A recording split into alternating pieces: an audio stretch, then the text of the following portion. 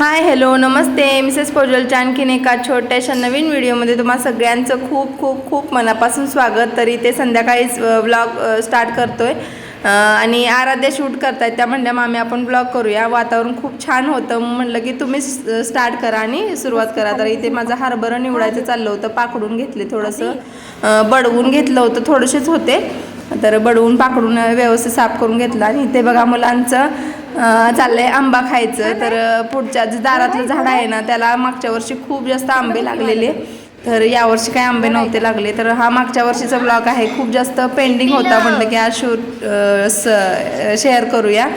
तर आता दोघांची आंबा खाण्याची पद्धत बघू शकता। आणि इकडे आमच्या गुड्डूची मस्ती चालली आहे, तर जवळजवळ 4 महिन्याचाच होता तो आणि बघा कसा बोलतोय।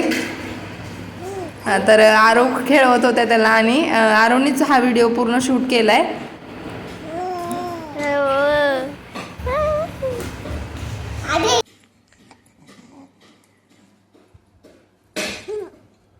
काय काय ग चिमणे ए पिलो काय काय काय काय काय तर आता मस्तपैकी एक 4-5 दिवसापूर्वी आम्ही आंबे पिकत घातले होते झाडाचे काढून आणि उतरवून, आणि आता पिकलेत का बघतोय। तर ना मुलं अजिबात ऐकत नव्हती, जसं म्हणजे झाडाचा एखादा पाडाचा आंबा पडला ना की पळत जाऊन, आता आधी तुम्ही ह्याच व्हिडिओमध्ये सुरुवातीला बघितला ते आम्ही दिलेले आंबे नव्हते, पाडाचा पिकलेलाच त्यांनी जायचे पळत पळत घ्यायचे, धुवायचे चावी खाली आणि त्याचा चिक पण काढायचे नाही, तसंच खायचे। तर खूप मज्जा होती। मागच्या वर्षी खूप जास्त आंबे लागलेले झाडाला आणि बघू शकता एकदम पिवळे जरद झालेले, पिवळे धम्म असा कलर आलेला आहे आणि थोडासा आंबट आहे हा आंबा, पण खूप टेस्टी लागतो आणि आमरस खूप छान होतो कारण गाभा आहे जास्त त्यामुळे। तर आता इकडे आमचं चाललंय समोसा बनवायचं। तर आराध्याची फरमाईश होती समोसा बनवायचा होता, पुरी बनवायची होती आणि पुरी आणि बटाट्याची भाजीच म्हणजे बनवत होतो आम्ही, तसं तर प्लॅन होता, पण अचानक म्हणलं की समोसा बनवूया, म्हणून मग आम्ही थोडेसे समोसे पण बनवले, त्याच गव्हाच्या पिठाचेच बनवले। तर थोडेसे सॉफ्ट होतात, पण चला आता मुलांसाठी हेल्दी काहीतरी म्हणलं बनवूया। तर आम्ही पण खाल्ले आणि छानपैकी समोसा आणि पुरी भाजी असा हा दुपारची क्लिप आहे, दुपारी केले होते आम्ही।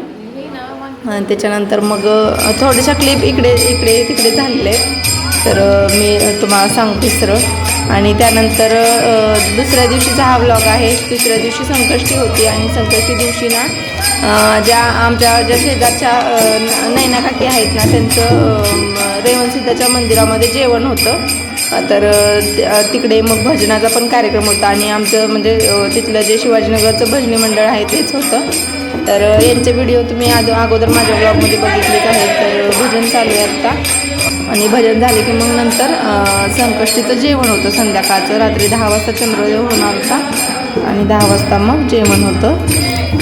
तर आम्ही गेलो होतो सगळेजण।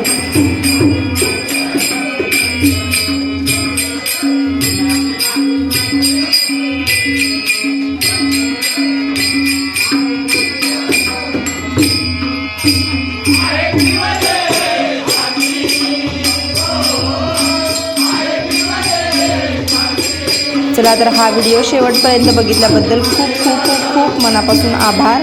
तर व्हिडिओ आवडला असेल तर प्लीज लाईक करा, शेअर करा, कमेंट करा आणि चॅनलला सबस्क्राईब केलं नसेल तर सबस्क्राईब करा। तर चला bye bye, thanks for watching, take care.